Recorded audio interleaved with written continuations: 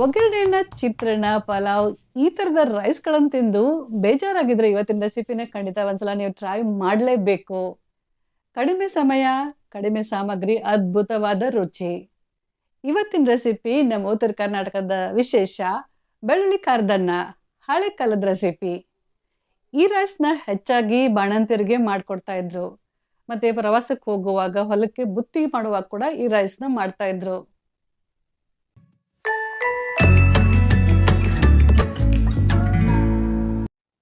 ಮೊದಲು ಬೆಳ್ಳುಳ್ಳಿ ಖಾರ ಮಾಡ್ಕೋಬೇಕು. ಅದಕ್ಕೆ ಖಾರ ಕಲ್ನಾಗ 1 ಟೀ ಸ್ಪೂನಷ್ಟು ಜೀರಿಗೆ ಹಾಕ್ಬಿಟ್ಟು ಸಣ್ಣ ಆಗುವವರೆಗೂ ಅರಿಬೇಕು. ಜೀರಿಗೆ ಈ ಥರ ಸಣ್ಣ ಆದ ನಂತರ ಈಗ ಇದರಲ್ಲಿ ಬೆಳ್ಳುಳ್ಳಿ ಹಾಕಬೇಕು. ಒಂದು 20 ರಿಂದ 25 ಬೆಳ್ಳುಳ್ಳಿ ಹೆಸರುಗಳನ್ನ ಸಿಪ್ಪೆ ಬಿಡಿಸಿ ಹಾಕ್ರಿ. ಇದನ್ನು ಕೂಡ ಸಣ್ಣ ಆಗುವವರೆಗೂ ಕಲ್ಲಲ್ಲೇ ಚೆನ್ನಾಗಿ ಜಜ್ಜಬೇಕು.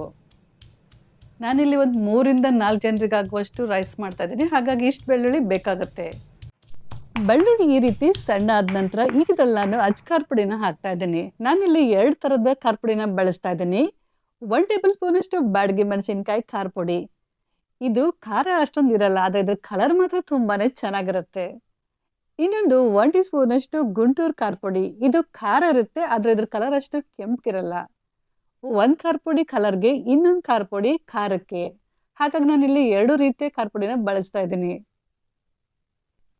2 ಖಾರ ಪುಡಿನ ಬೆಳ್ಳುಳ್ಳಿಲಿ ಹಾಕ್ಬಿಟ್ಟು ಸ್ವಲ್ಪ ಹೊತ್ತು ಅರಿಬೇಕು. ಖಾರ ಪುಡಿ ಬೆಳ್ಳುಳ್ಳಿ ಜೊತೆ ಚೆನ್ನಾಗಿ ಹೊಂದ್ಕೋಬೇಕು. ತುಂಬ ಹೊತ್ತಿನ ಅರಿಯೋದು ಬೇಡ, ಸ್ವಲ್ಪ ಹೊಂದ್ಕೊಳ್ಳೋವರೆಗೆ ಅರಿದ್ರೆ ಸಾಕು.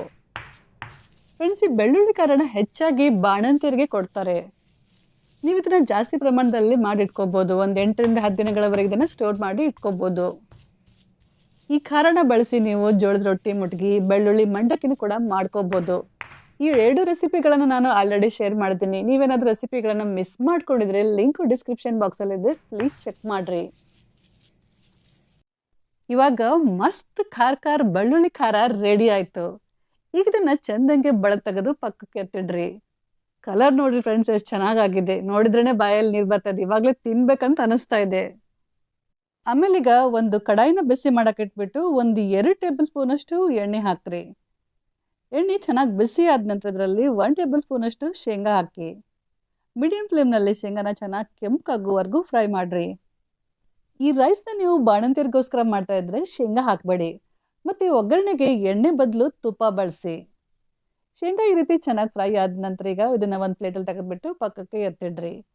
ಆಮೇಲೆ ಇದೇ ಬಿಸಿ ಎಣ್ಣೆಯಲ್ಲಿ 1 ಟೀ ಸ್ಪೂನಷ್ಟು ಸಾಸಿವೆ ಹಾಕಿ.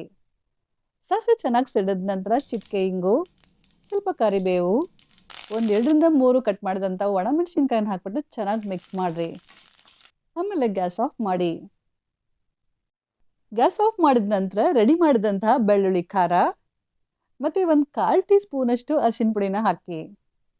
ಈಗ ಇದನ್ನು ಸ್ಪೂನಿಂದ ಈ ಥರ ಪ್ರೆಸ್ ಮಾಡ್ತಾ ಚೆನ್ನಾಗಿ ಮಿಕ್ಸ್ ಮಾಡಬೇಕು.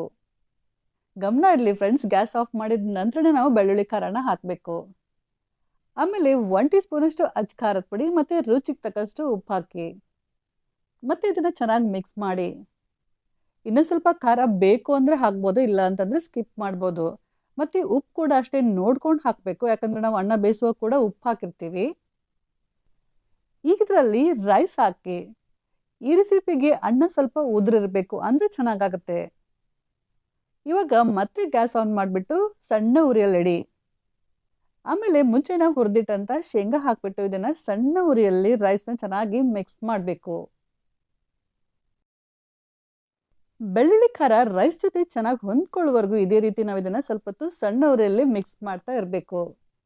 ಚೆನ್ನಾಗಿ ಮಿಕ್ಸ್ ಮಾಡಿದ ನಂತರ ಸ್ವಲ್ಪ ರುಚಿ ನೋಡಿ, ಇನ್ನೂ ಸ್ವಲ್ಪ ಬೆಳ್ಳುಳ್ಳಿ ಖಾರ, ಉಪ್ಪು ಏನಾದರೂ ಬೇಕು ಅಂತ ಅನಿಸಿದ್ರೆ ಇನ್ನೂ ಸ್ವಲ್ಪ ಹಾಕ್ಬಿಟ್ಟು ಮತ್ತೆ ಇದನ್ನು ಚೆನ್ನಾಗಿ ಮಿಕ್ಸ್ ಮಾಡಿ ಗ್ಯಾಸ್ ಆಫ್ ಮಾಡಿರಿ. ಸೊ ಫ್ರೆಂಡ್ಸ್, ಇವಾಗ ಮಸ್ತ್ ಖಾರ ನಮ್ಮ ಉತ್ತರ ಕರ್ನಾಟಕದ ಸ್ಪೆಷಲ್ ಬೆಳ್ಳುಳ್ಳಿ ಖಾರ ಅನ್ನ ರೆಡಿ. ಇವತ್ತಿನ ರೆಸಿಪಿ ನಿಮ್ಮೆಲ್ಲರಿಗೂ ಇಷ್ಟ ಆಗಿರ್ಬೋದು ಅಂತ ಅಂದ್ಕೊಂಡಿದ್ದೀನಿ. ನೀವು ಕೂಡ ಖಂಡಿತ ಈ ರೆಸಿಪಿನ ಟ್ರೈ ಮಾಡಿಬಿಟ್ಟು ಹೇಗಾಗಿತ್ತು ಅಂತ ಪ್ಲೀಸ್ ಕಮೆಂಟ್ ಮಾಡಿ ತಿಳಿಸ್ರಿ. ಇನ್ನೂ ತನಕ ನೀವು ನಮ್ಮ ಚಾನಲ್ನ ಸಬ್ಸ್ಕ್ರೈಬ್ ಮಾಡಿಲ್ಲ ಅಂತಂದರೆ ಪ್ಲೀಸ್ ಸಬ್ಸ್ಕ್ರೈಬ್ ಮಾಡಿ. ಹಾಗೆ ಪಕ್ಕದಲ್ಲಿರುವಂಥ ಬೆಲ್ಲನ್ನು ಮರಿದೇ ಕ್ಲಿಕ್ ಮಾಡಿರಿ. Thank you.